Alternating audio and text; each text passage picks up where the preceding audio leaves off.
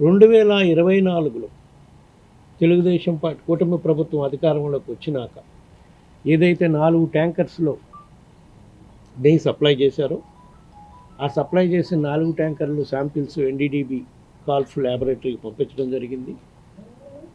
అందులో ఆ రిపోర్ట్లో చెప్పినట్టుగా ఈ నెయ్యిలో జంతు కొవ్వు ఉందా లేదా, జంతు కొవ్వు ఉంటే ఆ నెయ్యిని ప్రసాదాలు తయారు చేయటంలో వాడారా లేదా అని సమగ్రంగా దర్యాప్తు చేయమని చెప్పడం జరిగింది.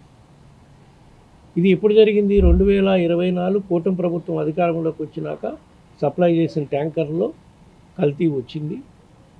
ఆ కల్తీ జరిగిన రిపోర్టు ప్రకారం ఆ రోజు చంద్రబాబు నాయుడు గారు మాట్లాడారు కాబట్టి మనం కోర్టును ఆశ్రయించలేదు. సరే, గత 2-3 రోజుల నుంచి CBI enquiry, SIT enquiry complete అయిపోయింది. వాళ్ళు ఛార్జ్షీట్ కూడా ఫైల్ చేశారని చెప్పినాక దాంట్లో క్లియర్గా వాళ్ళు చెప్పిన దాంట్లో సిట్టు ఎంక్వైరీలో ఛార్జ్షీట్ ఫైల్ చేసిన దాన్ని బట్టి ఇందులో జంతు కొవ్వు కలవలేదు అని చెప్పారు.